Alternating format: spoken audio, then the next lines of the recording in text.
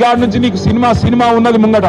నేను అంటున్నా రేవంత్ రెడ్డిని అసెంబ్లీకి రా కేసీఆర్ అంటుండు. అరే నేను రేవంత్ రెడ్డిని అడుగుతున్నా, అసెంబ్లీకి రాగాదు, నీకు దమ్ముంటే రేవంత్ రెడ్డి నువ్వు లగచర్లకు రా. నీ సంగతి ఎందుకు కొడంగల్ చెప్తాను. నువ్వు దమ్ముంటే నువ్వు రా లగచర్లకు, సెక్యూరిటీ లేకుండా రారాబోయే నేను కూడా చూస్తా. నువ్వు వస్తావా రావో నాకు తెలియదు, కానీ నేను మాత్రం పక్కా కొడంగల్కి వస్తా, తొందరలోనే వస్తా.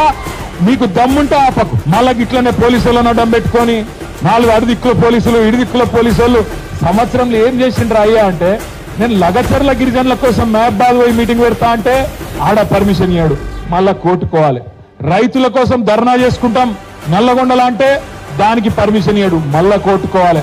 ఆఖరికి దాస్యనాయక్ తాండకు వచ్చి అంబేద్కర్ విగ్రహం ఆవిష్కరణ చేసుకుంటామంటే దీనికి కూడా ఇవ్వలే. మహేష్ అన్న పోయి ఆ డిఎస్పీ గారిని అడిగి, అయ్యా డిఎస్పీ గారు నీకు ఏందా బాధ అంటే వాళ్ళకు అనుమానం అట పోలీసులకు. ఏమని వీడికెళ్ళి దాస్యనాయక్ తాండకెళ్ళి దగ్గరుంటది కొడంగల్, ఆయనతో దబ్బుకున్న వీళ్ళందరూ అటుపోతారేమో అని. గట్ల ఎందుకు పోతాం నాకు అర్థం కాదు. బేజాప్తా పోతామా? బాజాప్తా పోతాం, ఖచ్చితంగా కొడంగల్ పోతాం. మీ సంగతి ఏందో చూస్తాం. భయపడి ఎందుకు పోతాం మనం? బాజాప్తా పోదాం, బ్రహ్మాండమైన మీటింగ్ కొడంగల్లో పెడతాం.